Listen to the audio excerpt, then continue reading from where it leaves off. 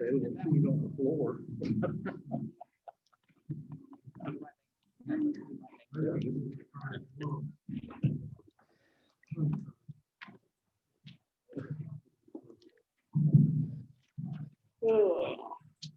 I'm recording. I am. Thanks for reminding me. We don't have the back system, so we were worried. I tend to forget. Oh, it's actually recording. What? You know if it's really actually recording. It better be. Says it is. It's the best I can control. Will make me nervous.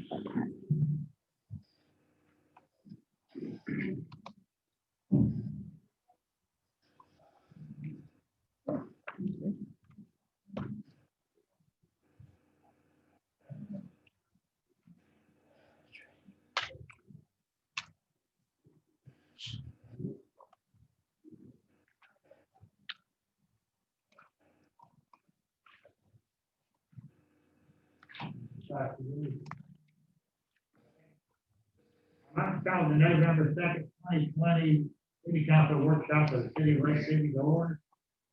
And pass this number over. Here. Here. Here. Here, Here. Here. Here. Okay, item for discussion is Lynn Anderson, City, PowerPoint, November. Okay,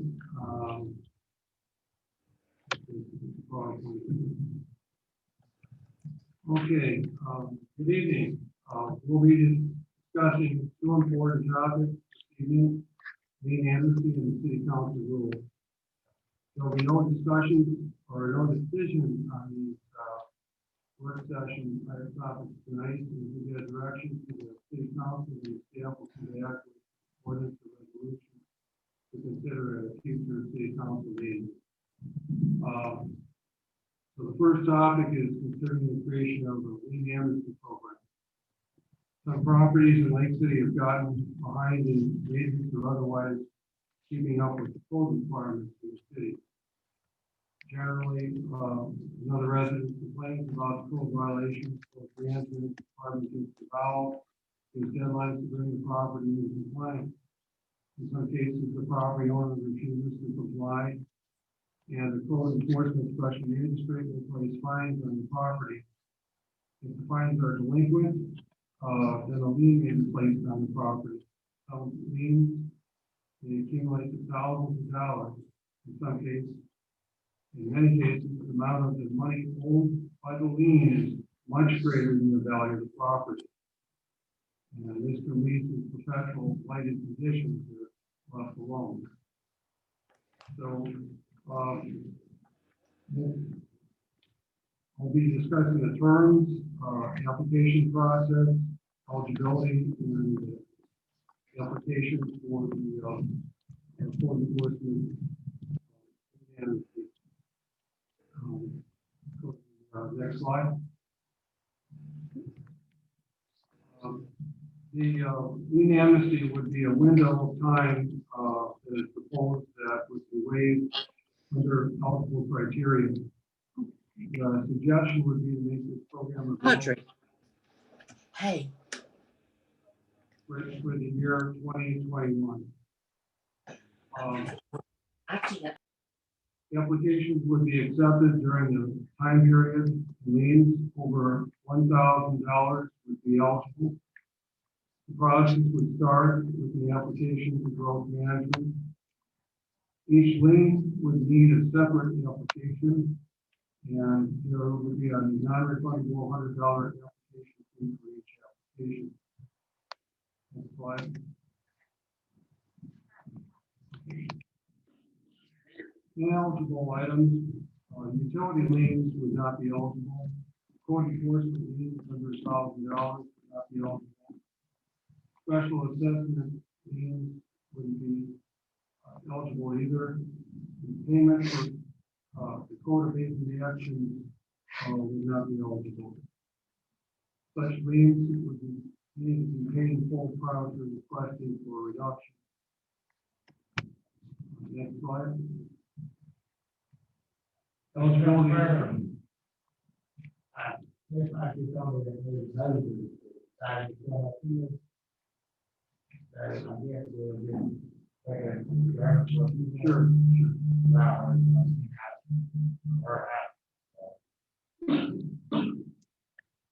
We'll be grateful for,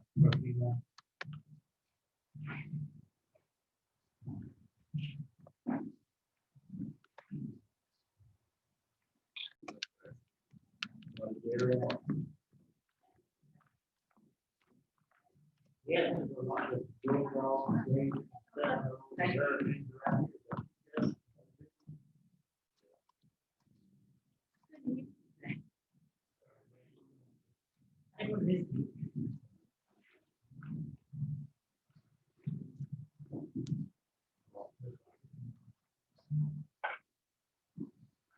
You probably have to move the mic a little closer so it picks it up. I don't know if maybe you guys were too far away and that's why she couldn't hear. I couldn't really hear it over the speakers either. Yeah, later. I couldn't hear you over the speakers. I could hear Mr. H okay.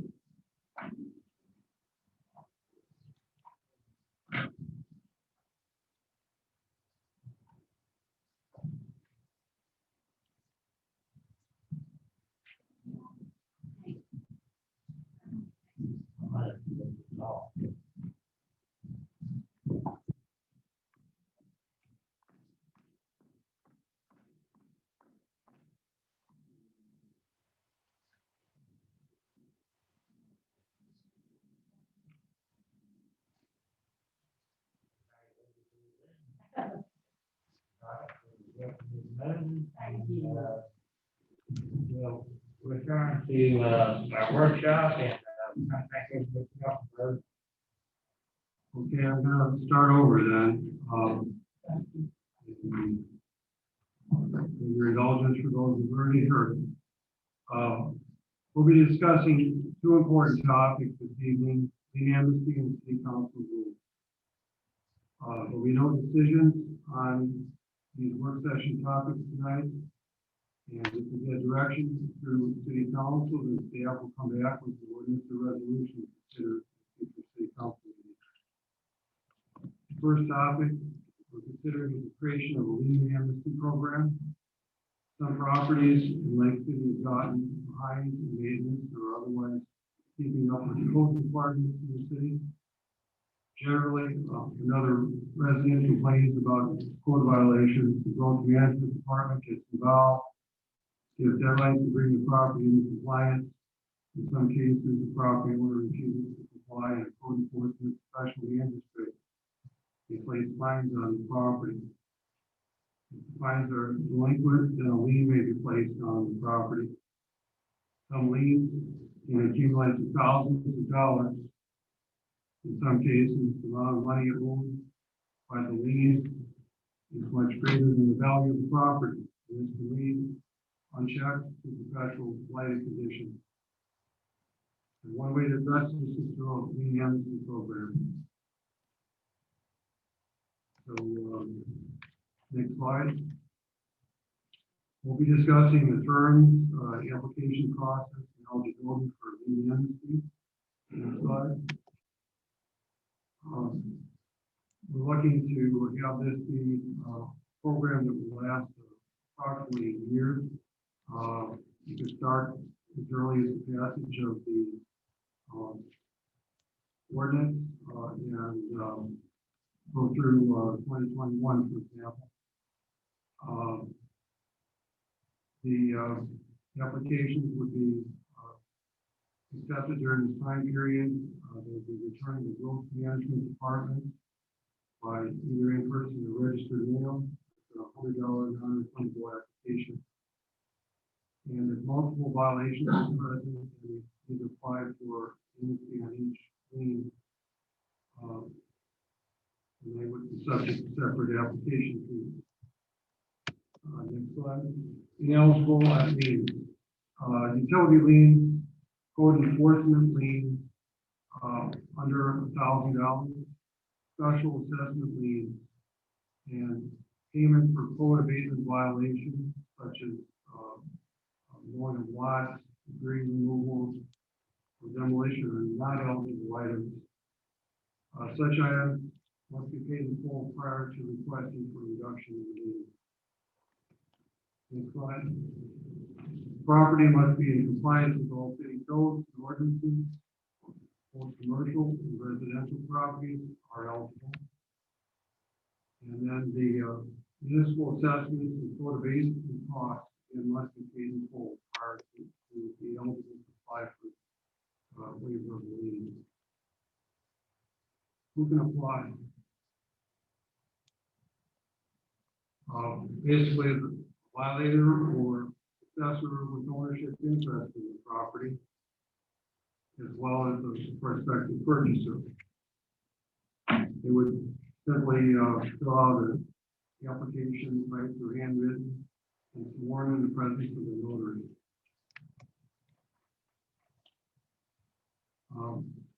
The application needs to include the order imposing the lien, including the case number, date of property, brought into compliance, factual basis for granting the lien waiver, terms under which to grant the lien waiver, reasons compliance is not yet concluded, verifying whether a title policy was issued, the non-refundable payment, and other reasons such as circumstances justifying the amnesty.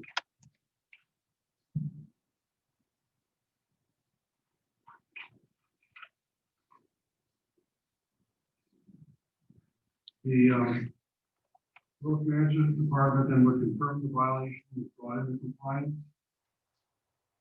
And if the violations are satisfied, the normal violations of code enforcement, special magistrate will hold a hearing.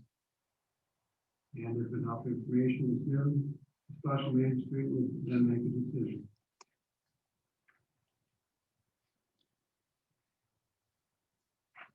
The magistrate would consider any administrative or out-of-pocket costs incurred by the city, the gravity and number of violations,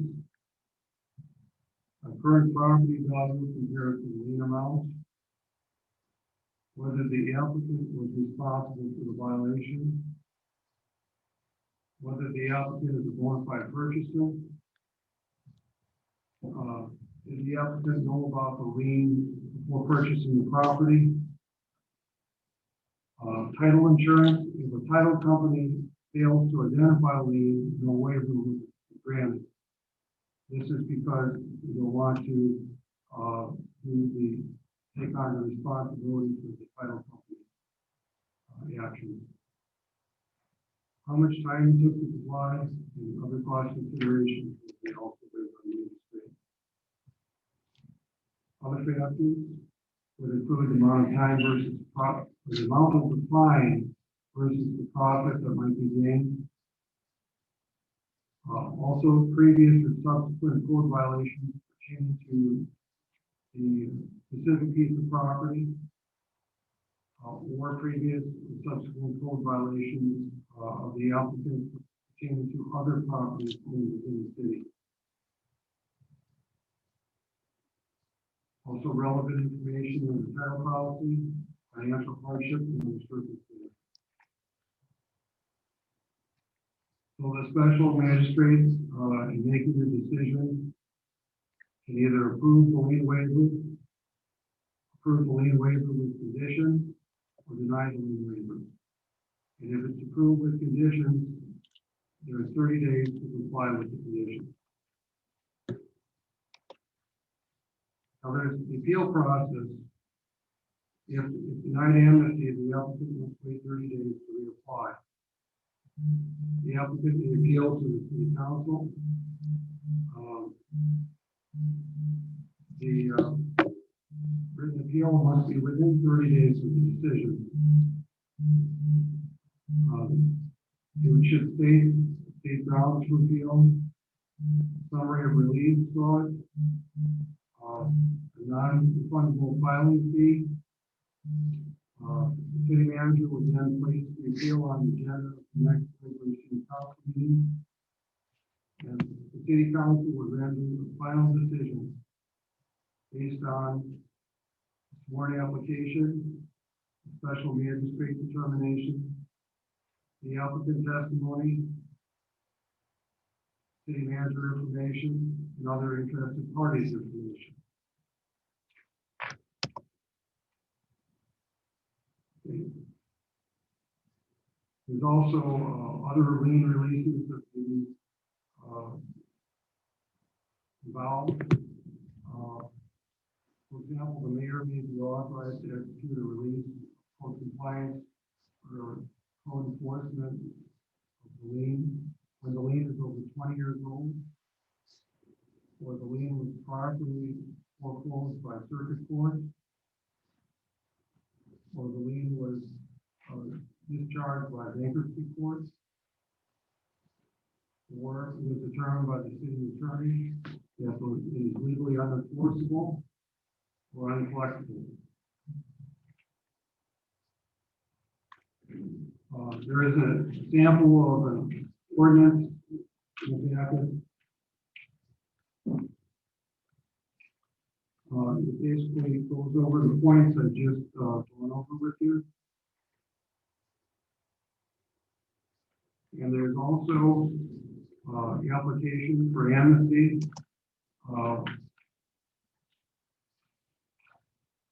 And that's also in the packet. And a lot of the things I just mentioned are required on that application. Again, it needs to be notarized.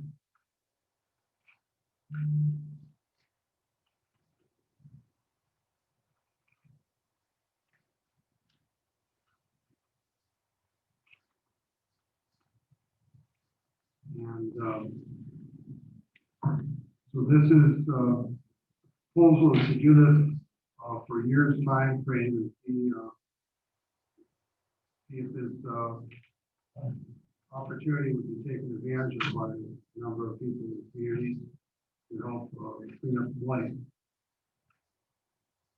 Are there any questions on this presentation or anything else related to that? So this would be for a year, we see how we look at it, if you want to extend it. Yes, you can extend it. The idea was if you had a period of time that you would do this, people could take advantage of it. But if you don't have any, if you don't want people to just automatically have to go to this either, if down the road you're looking to have compliance with the rules for code enforcement. So I would encourage the council to consider trying this for a year and see how it goes. And if it's going real well, you can always, extend it or put it in longer. If it does a real good job, maybe it's taking care of the majority of the blight, and it may not be necessary to have it as much in the future. Mr. Rosenberg, I have a couple questions. Sure. What happens if the property has multiple owners? For example, we inherit a property, we had multiple probate, maybe there's a disagreement among the family members. How do we work through that in amnesty? If one of those property owners applies for amnesty, maybe the other family members, whatever reason, they're arguing and they don't agree, how do we work through that?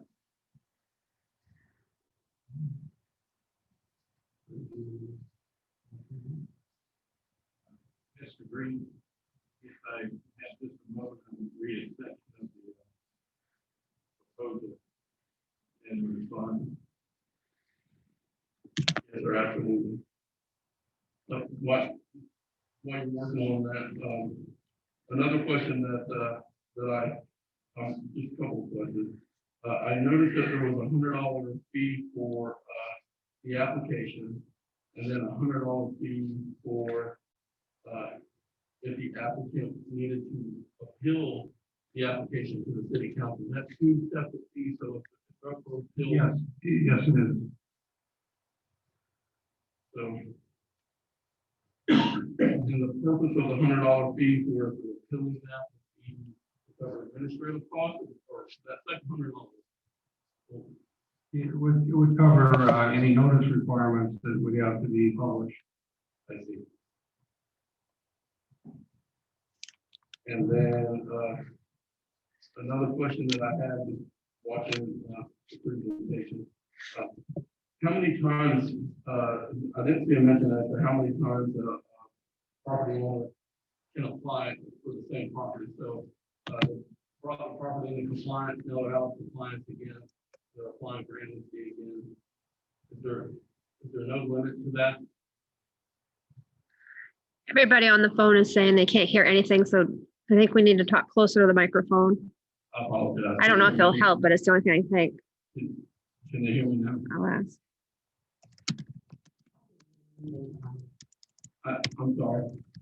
No, I'm, Oh, we don't start it. on the phone, Yeah, I can hear you. Yeah, I've heard that from 3 people now, so. okay. Are they giving any indication that They haven't- can Uh, hear me? he says that's better. Okay, I apologize. So I'll just, restate, my question.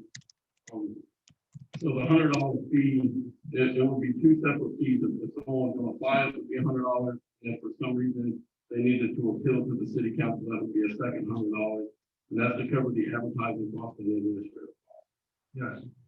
Super. And, I wanted to ask as well, how many times a property owner could comply, so if he brought us or apply. If he brought his property into compliance and fell out of compliance with something else, could he apply again the second time? I don't think there's any limit on how often he can apply. But also when the special magistrate takes into consideration waiver, he's going to look at all those factors, and if he's, let's say, he applies every month, and goes out, at some point here, the special magistrate is probably not going to approve it. I think it'll be up to the magistrate. And, one last question before I know, Mr. Coberline gets back with us. The application, that I see as part of the packet, would that application be standardized? In other words, would we only use that application, or would we allow, someone to prepare their own documents for the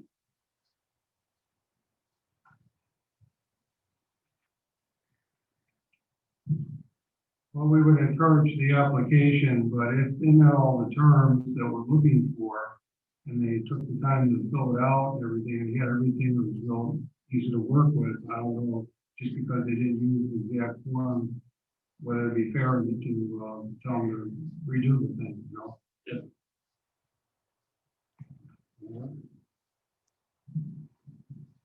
Mr. Green, Yes, sir. before I get back to the first question, the qualified city manager's answer would be 1 year is time bar if a person is denied because they fail to comply with the special magistrate petition. So, for example, if an applicant goes before the special magistrate says that in order to have amnesty, be granted amnesty, you need to comply with X, Y, and Z. If the applicant fails to do that, their application is denied. They are then time barred for 1 year. If they are denied for any other reason, they may reapply. In your hypothetical, if someone successfully received amnesty and then they violate again, they would be allowed to apply. However, practically speaking, due to the amount of time the process takes, it would likely exceed 1 year anyhow, because the process requires code enforcement to notify, provide a reasonable amount of time for compliance, generally 30 days or more. Then you have to set for a hearing for whatever the next meeting is. And then even if the special magistrate has to find them in violation, give them 30 days to come into compliance. And only after those 30 days, after another hearing, then if an order is imposed, it has to be recorded in the Columbia County Public Records for at least 90 days. So as you can imagine, we're already into a 6-month process. Outstanding, the process, things like that. Question. Now, as to your original question, an applicant can be anyone that has substantial ownership interest in the property, which could include a prospector, for example, someone who has bought the property or looking at the property or has a contract on the property, but had nothing to do with the past violations. So in other words, the types of individuals that you've seen come before you while you've been on the board that say, I didn't know I bought the property, brought it into compliance, but I haven't received a break. Right. Now, we do see it often in a foreclosure of a code enforcement meeting where a family inherited property, perhaps unknowingly, and their notice of foreclosure is the first time they realize that they inherited property. And in that case, the personal representative can be assigned by the court, can be assigned by the family, and they could apply. That's it. Thank you. Any other questions? Okay.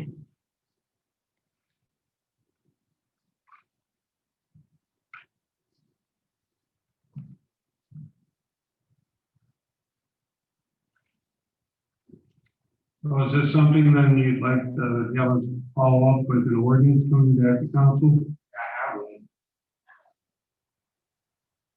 Go to the- We will take several comments in a minute, but you have a quick question. I'll let you do it. Action. Mr. Mayor, I definitely agree. I think the amnesty program is going to be a good program. I know we have some properties in the city. Hopefully, we can encourage people to apply and bring these properties into compliance. And so I wholeheartedly support the amnesty program that was presented by Mr. Huffman.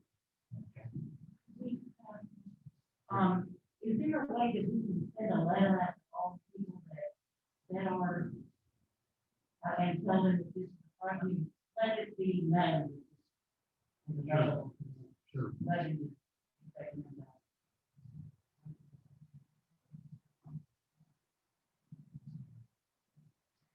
All right.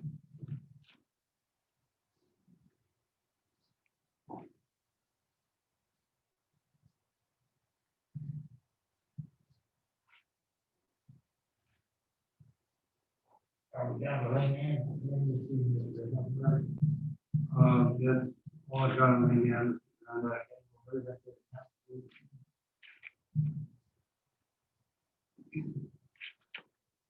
Okay, basically, July 1st, the city council voted to postpone consideration of final reading of the ordinance 2019-21-18, which proposed an amendment to the rules of city council meetings. Due to the postponement, the resolution 2019-74 was removed from the agenda. And I attached the copies of the minutes ordinance and resolution for that. What I wanted to do is draw and highlight to your attention some of the issues and considerations that were in ordinance 2019 21-18. First, there was the option to establish rules governing the council proceedings by ordinance or resolution or both. The proposed ordinance also clearly defines the role of the presiding officer. And you mentioned that the presiding officer was the majority of the city council with order to quorum for regular special meetings. It required every question coming before city council to be stated, and the decision of the council would be announced at the meeting. It specified how the city clerk will follow the state law recording and storing the records. Remove the language from the ordinance regarding the agenda. Presiding officer calls the order, roll call quorum, order business, reading minutes, rules of debate and addressing the council, and all writing is put into a resolution form into 2019-74. This ordinance also covered standing committees. There were changes. The public notice requirements for committee meetings were changed to instead of 3 calendar days prior to 5 calendar days prior to a committee meeting. It removed the committee of the whole language, and it expanded the ability to prepare an ordinance or resolution to the entire city council. As of currently, it would be the mayor, the city manager, and the city attorney. And this would got ability to all city council members. Some discussion, quite a bit got done about time limit for public comment. When the city's been under the state of emergency, we've gone with 3 minutes for public comment. That's worked well. It was suggested about 3 minutes for public comment to put that in as a change. Possibly 2 minutes for public hearing, agenda topic. I had some people mention to me that 2 minutes may not work as well. They don't think it works with some other organizations, but definitely 3 minutes would work for everything. So at this time, I asked if you wanted to consider any changes to the city council rules. I think the 3 minute time limit has worked well. Again, it can be amended, it can be waived by the entire council. There's a lot of latitude to that, but if you do have a lot of people wanting to talk, it helps. So I'm looking for some feedback as to what you'd like to see, if anything, any changes to the council rules.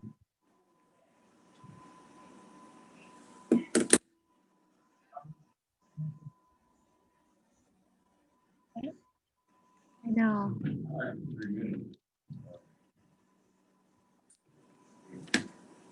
You have to talk right close to the mic. Everybody's saying they can't hear it all. Please. I'm saying, I like the 3 minutes.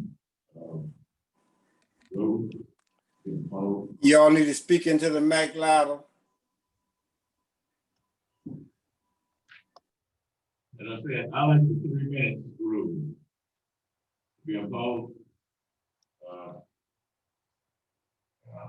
Even with the 3 minute rule, it gives the mayor or the council at their pleasure to extend it. We're not locked into 3 minutes, but I do feel that we need to have a time frame that would be fair to everyone. And the 3 minute rule, I think, will apply to everybody and gives the mayor or the council feels that we need to extend the time of whatever they say. We need to grant them some additional time, but then that would be pleasure of the mayor and the council to do so. I'm good with reading that 3 minutes. I think as long as we have the combined virtual and in-person as well, I think 3 minutes, definitely, because we're gonna have online input as well as in person, so you wanna make sure it's consistent with what's going on. So I think we need to be across the board through, at least while we're, as a minimum, while we're working through, the changes that was all code.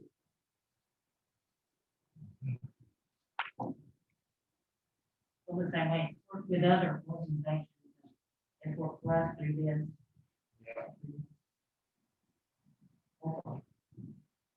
Secretary, you need anything else?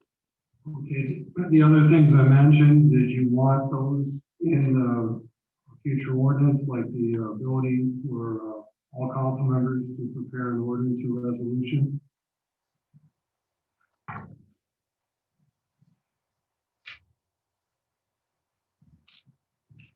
That's the one you said, was the manager, the attorney, I can't. Yeah, currently, that's all that's allowed to do a resolution or ordinance. And if you would go with the language we have there, that would extend it to the entire council.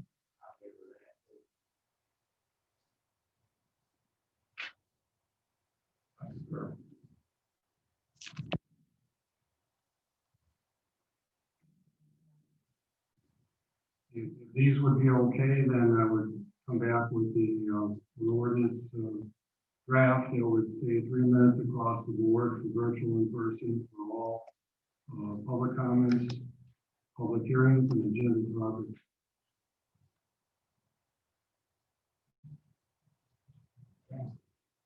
I got it from that.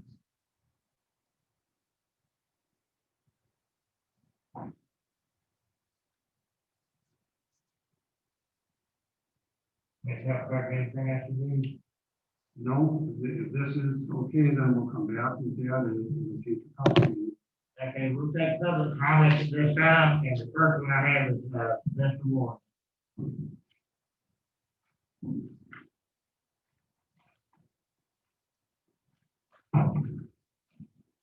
So that's the one, 832 Northeast Richmond Terrace. Now, would you, if you would you allow me to get a few things in so I can leave early? I can take the council meeting, or the end of the board, we have a little weekend going, and I volunteer to work the session, and I just want to pack it in on one go and leave.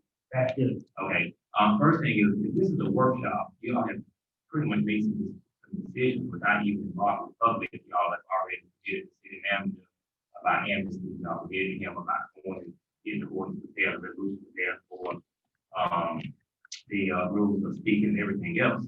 I thought the workshop was supposed to have discussion with the public. You all can serve it, public trying to tell you what we see things and how we feel, and you all take the input, but you make that input prior to even hearing from the community.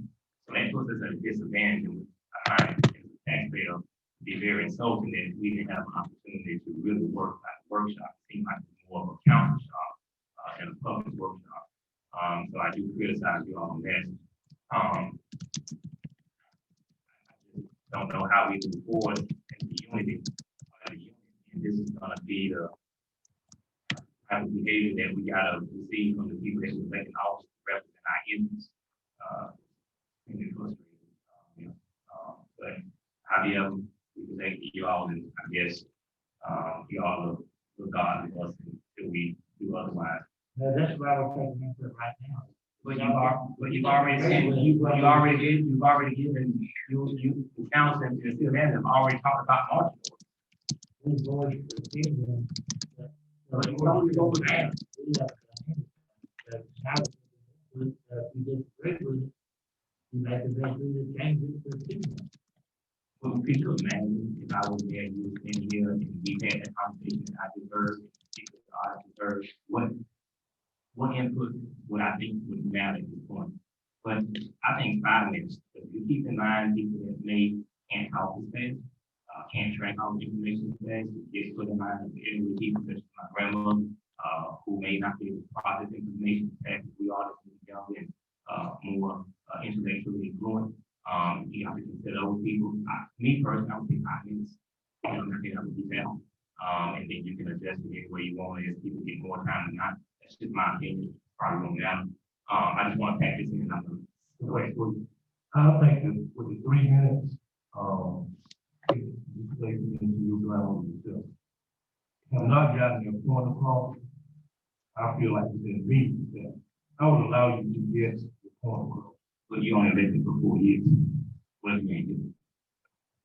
They can change it. They can change it 9 minutes, 3 minutes, and 2 minutes. Yeah.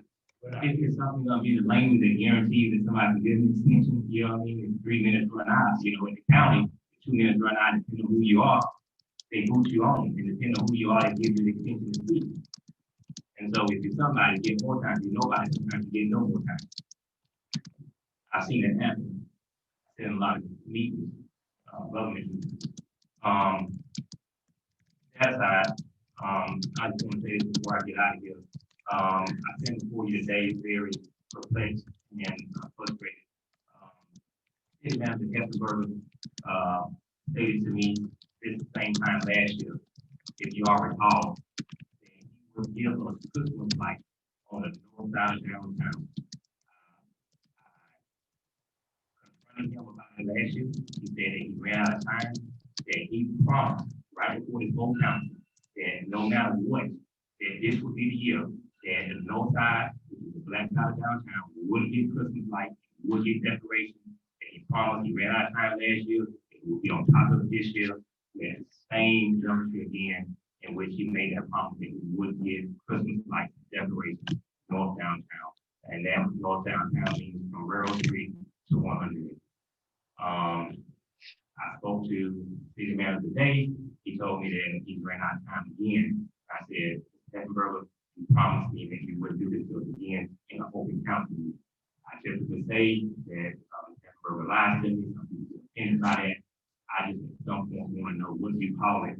When a man gives you his word and do not commit to it. Also, he agreed to work on housing. He failed us on that. He agreed to put a revolving fund in place that we talked about extensively. We've had several personal meetings also with banking officials at some point. Mr. Hessenberg and other folks, no follow up on that. That black community would have access to capital to create business opportunities. So if the city manager is not willing to take the fight and issues of the black community seriously, what about the council? Yes, we are black, but we're human, and we need housing, access to capital, job opportunities, and a commercial district in our community. So, Mr. Mayor, Chairman, we have Councilman Jefferson, you got Ms. Moses last meeting, you got Councilman Hill, and you have Councilman Green. At this point, what would the council suggest a person like me that looks like me, as dark as me, and as many other people in my community that look like me, and have the same issues that we're trying to express to the city manager, and we're getting nowhere. And it's only breeding frustration, it's breeding breakdown in the relationship. What should we do as a council, as a community to fix this? Everybody at some point has to agree that the black community has gotten short in the stick, it's horrible, it needs aid and help. And I'm just pleading to you all, help us forward in the black community. I say these issues to you. It may be racial differences. I don't think that nobody else is racist. I just think that because you don't live there, you don't feel it doesn't affect you the way it affects me, the different people. What can we do, folks? I turn to you all of us. At the end of the day, to the city manager.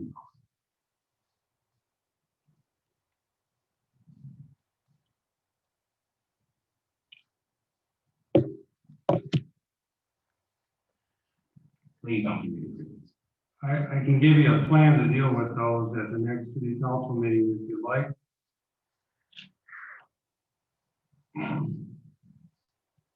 So this, I just want to know what we do as a council in the community, like this can. Well, so that's again. I feel you, man. And I'm gonna do what I'm gonna go on my feet, while I'm trying to get things done across the track. Whatever I can do to make things better across the track.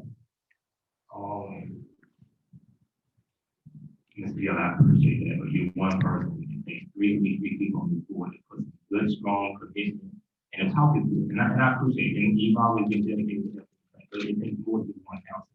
It takes new policies, it takes commitment, and it takes more than just communication, saying you're gonna do something, promise service, not living.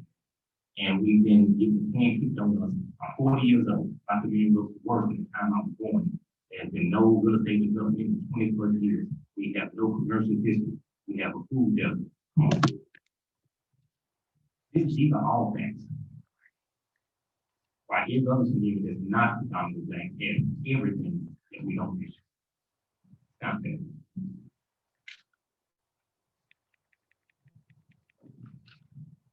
Okay, Vanessa George.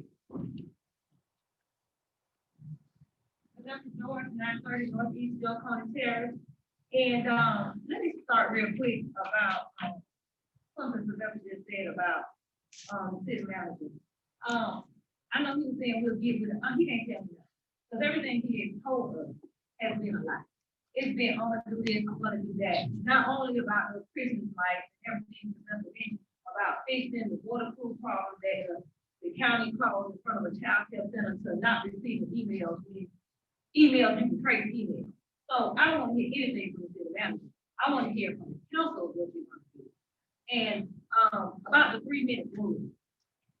The 3-minute rule, sometimes when people are talking, they're talking about more than one issue like I am now. People don't speak like you're saying, they're saying I do. Now, you said you'll give elderly people more time, but it's intimidating to some people when they hear that buzzer. They get nervous, they get frustrated, they hear the buzzer, and they just give up. Also, as a council, you should encourage civic participation. Are y'all trying to get home and watch a show that y'all can't sit here and listen to the people as we're crying out to you? We're not coming out here to have fun. We're coming out here because we have a need. People are coming up here to talk to you because they have no other way. There's no other reason for them to come up here at 5 o'clock or 6 o'clock when they can be doing everything else. And for us to mention, we're supposed to be in the concession stand. But we got people calling us that need us to speak for them because they're intimidated by you and above. Everybody can come up here. Everybody is not brave enough to speak to you. And you don't have 5 minutes to listen to people's issues. That's ridiculous and disrespectful. Now, I want to know what's the purpose of the workshop. Mr. Hammelberger told y'all everything about that. Y'all say, oh, that sounds great. But y'all missing out on a whole lot of stuff. And if I'm understanding this program, you pay $100. We got people on fixed incomes, we got indigent, and we have a lot of elderly and disabled people. Most of the time, those people who have all that stuff in their yard.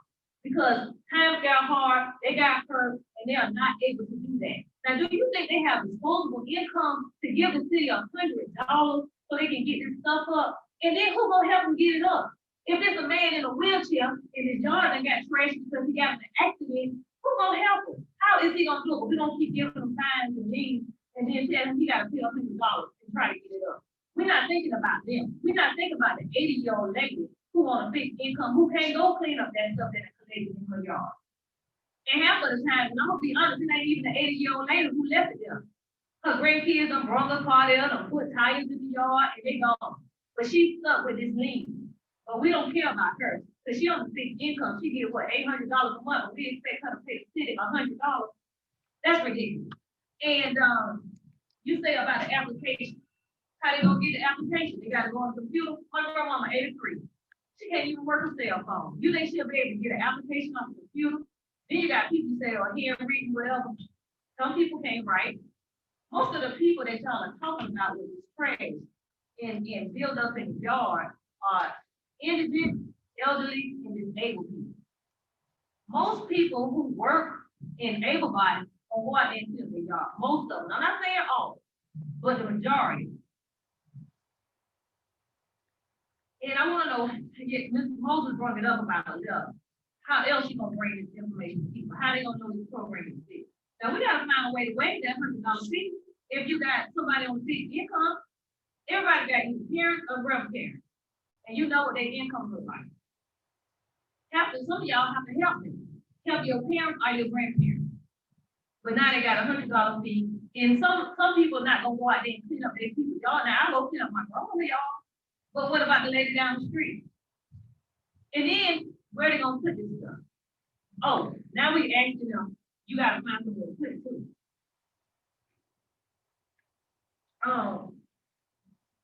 That was my thing. If they clean it up, where they gonna take it? And who gonna help them fill out the application? There's a lot of people that feel it.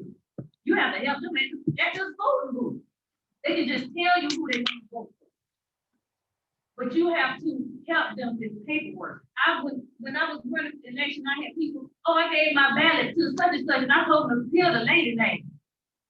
Put the name, but you don't know who helping them, what they put in them. So they need help. It's a lot of people that you think are literate, they get by. But they are illiterate. They're not gonna be able to fill out an application, so y'all gonna have to designate somebody to help them with the application. And they may need to come out to some of these people, because they may not have a way. Because, like the number said, the first thing, closest thing they can walk to is a dollar store in our community. They're not gonna walk to City Hall to try to get some stuff, some assistance. It's not gonna happen. Y'all need to think about everybody in the community when y'all make decisions. Is there any other public comments on the workshop? Yes, Mr. Bowden has his hand raised.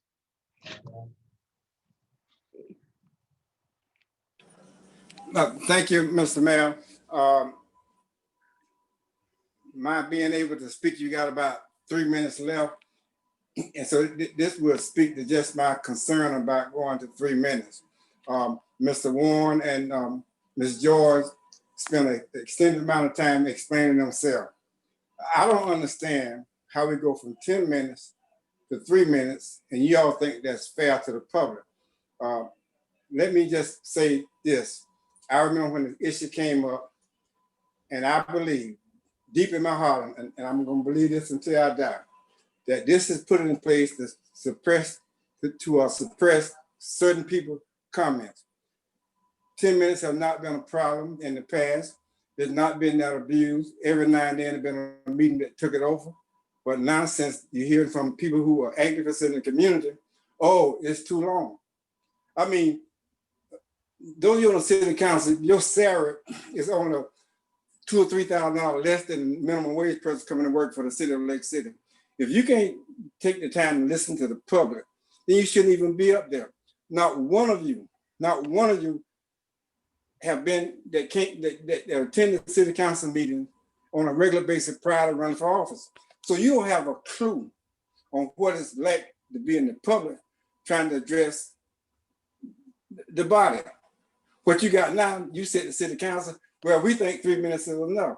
Well, let the public tell you what's enough.